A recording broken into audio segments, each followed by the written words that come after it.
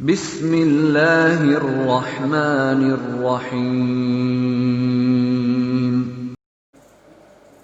प्यारे बच्चों, आज का जो दर्जा मौलवी अव्वल क्लास 11 मौजू जोग्राफी जो मजमून है, मौजू है चैप्टर सबक का जो उन्वान है वह है मादनियात और चट्टानें। कभी जोग्राफिया का ये बहुत ही इम्पोर्टेंट और अहम हिस्सा है। अर्ज़ी हैयत से भी इसका ताल्लुक़ है, लेकिन आज देश है मिनरल्स एंड रॉक्स, मादनियात और चट्टानें।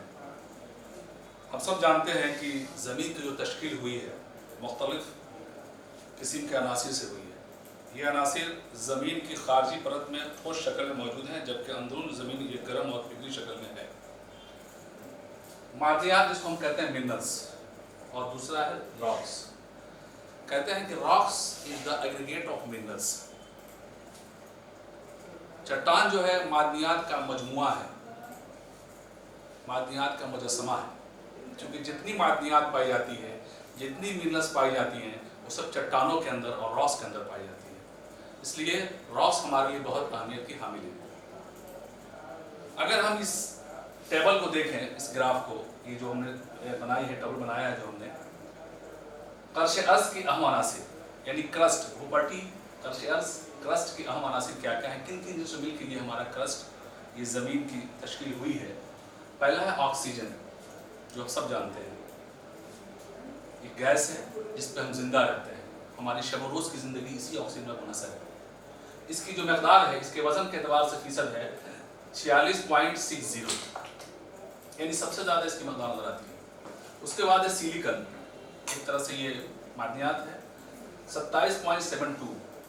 उसके बाद है एल्युमिनियम, जिससे वाकिफ है, ये हल्का एक तरह से मादनियात है, 8.13। लोहा, आयरन, 5.00। कैल्शियम, जिसको चूना कहते हैं, 3.63। सोडियम 2.83। पोटाशियम 2.59। मैग्नीशियम 2.09 और दीगर है 1.41। ये हमारे कर्श अर्ज़ की अहम अनासिर हैं, important elements of the earth surface of the crust. ये अहम अनासिर जिससे ज़मीन बनी है, यानी 98% जो है हिस्सा जो है हमारी ज़मीन इन्हीं चीज़ों से है, 98%। सोडियम, पोटेशियम, मैग्नीशियम बताया 90% है। बाकी हिस्से हमारे जो है hydrogen, phosphor, magnesium, sulphur, carbon और दीगर अनासिर हैं। दीगर में हमारे कार्बन हो गया, हाइड्रोजन हो गया, फास्फोरस हो गया, मैग्नीज हो गई, सल्फर हो गया, ये हमारे हिस्से हैं।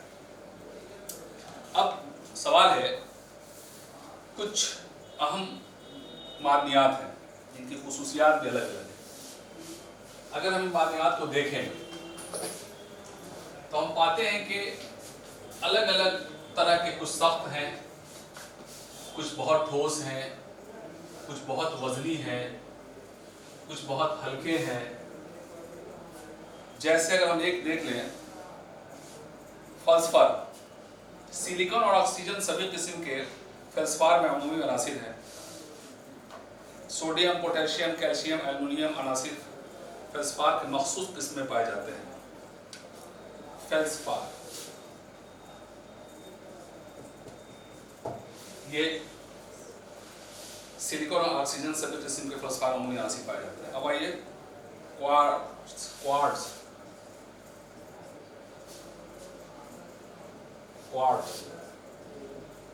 ये दूसरा हमारा है मादनियात। ये रेत और ग्रेनाइट का सबसे अहम जुज है। पायरोक्सिन, ये साखी में पाया जाता है। कैल्शियम, एल्युमिनियम, मैग्नीशियम, लोहा और सिलिका ये होते हैं। कर्श का 10% हिस्सा जो है इसी पायरोक्सिन का है।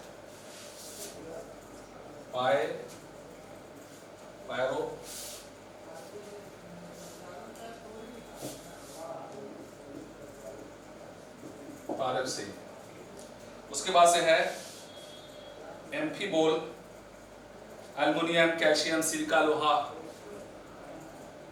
में मैग्नीशियम, एम्फीबोल के अहम अनासिर पाए जाते हैं। अबरक, जिसको हम माइका भी कहते हैं, जिससे शीशा, सिंगार का सामान, अबरक, माइका, जिससे शीशा,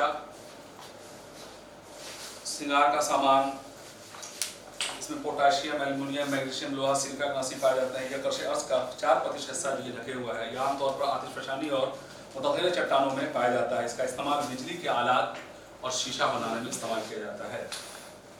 इस तरह बहुत से हमारे मादनियात हैं, ये खास खास जिसमें हमने जिक्र किया। अब आइए धाती मादनियात, मेटेलिक मिनरल्स, धाती मादनियात।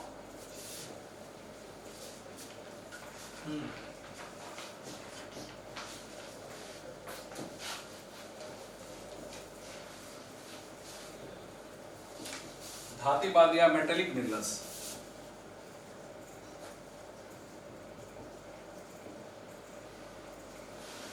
ये मादनियात जो हमारे हैं,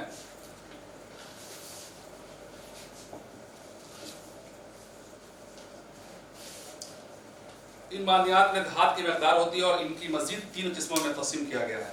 बेशकीमत धात, बेसिकल ये इसमें जो है मादनियात का नासिर होते हैं बेशकीमत धात जैसे सोना, चांदी, प्लेटिनम वगैरह।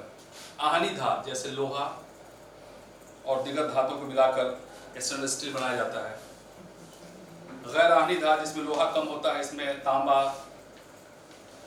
जिंक, टीन, एल्युमिनियम वगैरह, ये सब हमारी धाती मादनियात हैं, मेटेलिक मिनरल्स हैं। नॉन मेटेलिक धात होते हैं जैसे सल्फर है, नाइट्रेट है, सीमेंट भी बनाने में इसका इस्तेमाल होता है, फास्फेट है, ये सब हमारे गैर धाती मादनियात हैं। अब हम चट्टानों की बात करें। हमने पहले आपसे बताया मेरे कि चट्टानें जो हैं मादनियात का मजमुआ है। Rocks is the aggregate of minerals. जितनी मिनरल्स, जितनी मादनियात पाई जाती हैं वो सब चट्टानों में पाई जाती है। कहा भी जाता है कि चट्टान एक या एक से ज़्यादा मादनियात का मजमुआ है। चट्टानें सख्त या नरम और मुख्तलिफ रंगों की होती हैं। ग्रेनाइट ये सख्त होता है, चौक, चूना, सॉफ्ट स्टोन, गैब्रो जो काला होता है, और ये सफ़ेद और अलग अलग शक्ल और कलर का भी होता है। चट्टानों को अगर हम देखें तो बेसिकली 3 तरह की, बुनियादी तौर पर 3 तरह की चट्टानें पाई जाती हैं। आतिशफशानी चट्टानें,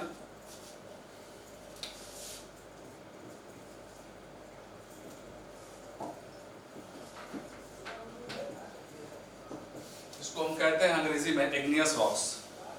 जैसे कि नाम से जाहिर है, आतिशफशानी यानी आग से निकली हुई है, आग से बनी हुई चट्टानें जब जमीन के अंदरूनी भाग से मैग्मा लावा की शक्ल में ऊपर आके जम जाता है और ठंडा होने के बाद एक शक्ल अख्तियार करता है, उसको हम कहते हैं आतिशफशानी चट्टानें। यानी आतिशफशा के इर्तिका के बाद इस चट्टानी की नशोनुमा होती है, चट्टानें बनती हैं। इसमें भी अगर टेक्सचर्स, जिसको हम कह सकते हैं बाफ्ट टेक्सचर,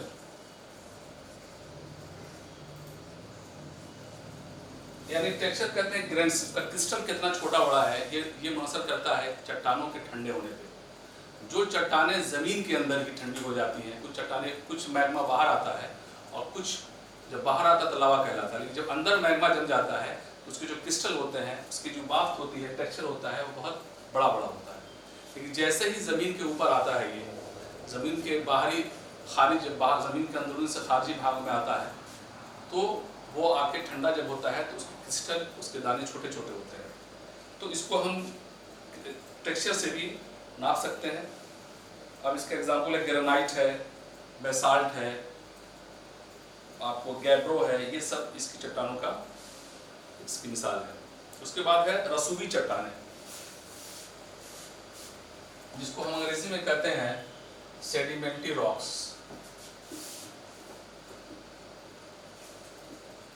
सेडिमेंट्री रॉक्स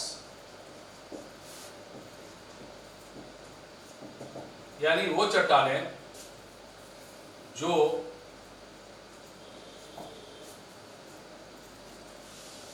उड़ियानकारी अवामिल, इसको कहते हैं एरोजन, अपरदन के जरिए, जब हवा के जरिए या पानी के ज़रिए या ग्लेशियर के ज़रिए जब चट्टानें कट छँट की और एक जगह आके वो पानी के बहाव से या हवा के बहाव से जब दूसरी जगह इकट्ठा होती हैं तो उनके जो ज़र्रात होते हैं बहुत महीन होते हैं, उनसे चट्टानें जो बनती हैं उसको हम कहते हैं रसूबी चट्टानें, सेडिमेंट्री रॉक्स।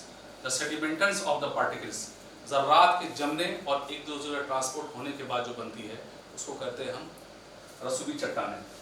ये ख़ास तौर से साहिली इलाकों में या नदियों के बेड में या नदियों के किनारे ये पाया जाता है, चूँकि पानी अपने ज़रिए से बहाव के ज़रिए जितने ज़र्रात को बहा के लाता है और धीरे धीरे वो जमा करने के बाद नीचे ज़र्रात बैठ जाते हैं जिससे एक चट्टान बनती है जिसको हम कहते हैं सेडिमेंट्री रॉक्स, रसूबी चट्टानें।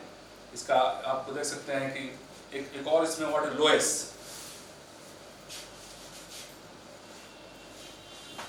लोएस ये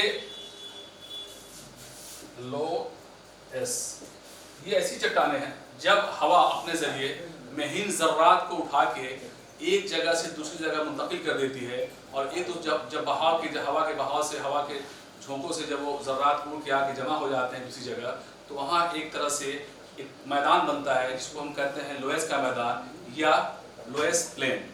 ये बहुत ही महीन ज़र्रातों से बनने वाला मैदान है जो रसूबी चट्टान की मिसाल है। ख़ास तौर से ये रेगिस्तानी क्षेत्रों में या रेगिस्तानी इलाकों में ये ज़्यादा पाई जाती है जहाँ की मिट्टियाँ भुरभुरी और ज़र्रात उसके बहुत ही लूज और एक दूसरे से जुड़े हुए नहीं होते। वहाँ हवा का ये एक अवामिल के ज़रिए हवा के ज़रिए ये उड़ के एक जगह आके जमा सेडिमेंट्स हो जाता है और वहाँ ये चट्टान बनती है जिसको हम कहते हैं सेडिमेंट्री रॉक्स, रसूबी चट्टानें।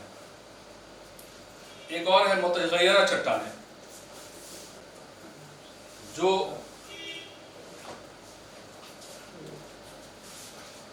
मुतगय्यरा चट्टानें, मेटामॉर्फिक्स।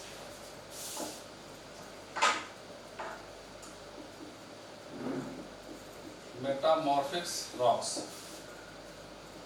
यानी मुतगय्यरा लफ्ज़ के माने हय्यत की तब्दीली से है, यानी चेंज होना। जब चट्टानें दबाव यानी प्रेशर, हजम वैल्यूम और दर्जे हरारत टेम्परेचर जिसको कहते हैं PVT, प्रेशर यानी दबाव, वैल्यूम यानी हजम और T यानी टेम्परेचर के जरिए जब चट्टानें तब्दील हो जाती हैं उसको कहते हैं मुतगय्यरा चट्टानें। ये चट्टानें इस वक्त होती हैं जब चट्टानें साख्ती तरीके अमल के जरिए निचली सतह पर दब जाती हैं या पिघला हुआ मैग्मा कर्श अर्ज में ऊपर उठते हुए कर्श चट्टानों के रब्त में आ जाता है या नीचे चढ़ जाता है जिससे चट्टानों की बुनियाद होती है, ये चट्टानें बनती हैं। इसमें भी हरकती तगय्युर पजीरी है या हरारती तगय्युर है, ये सब इसके टर्म्स हैं जो मेटामॉर्फिक रॉक्स का एक प्रोसेस जिससे ये आगे बढ़ता है। इसका एग्जाम्पल आप देख सकते हैं जैसे स्लेट है, संगमरमर है, कॉटाइज है। ये मुतगय्यर चट्टानों की चंद मिसालें हैं जो हम सब जानते हैं कि ज़मीन के दबाव, ज़मीन की हरारत और ज़मीन के हजम वैल्यूम की वजह से इन चट्टानों की बुनियाद पड़ती है, चट्टानों का इनकाद होता है। और कभी कभी क्या होता है कि ये चट्टानें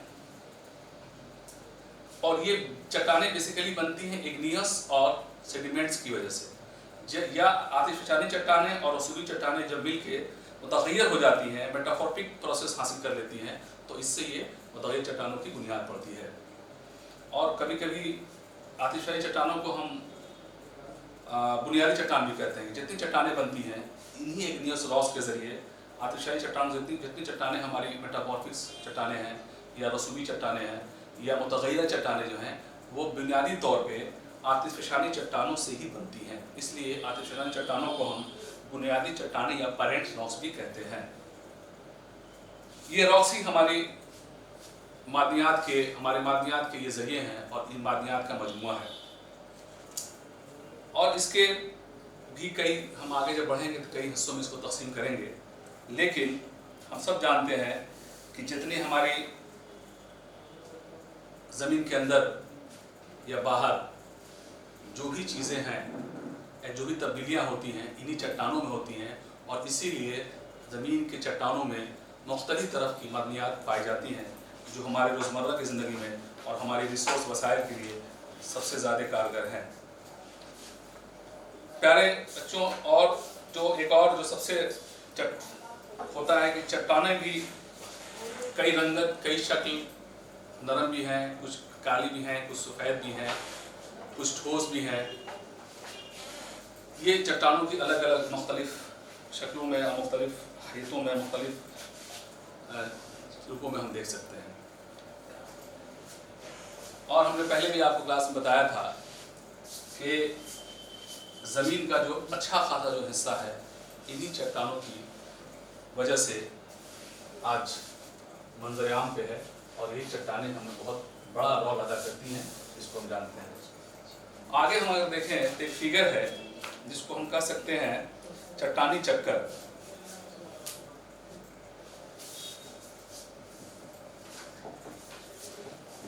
चट्टानी चक्कर यानी रॉक साइकिल।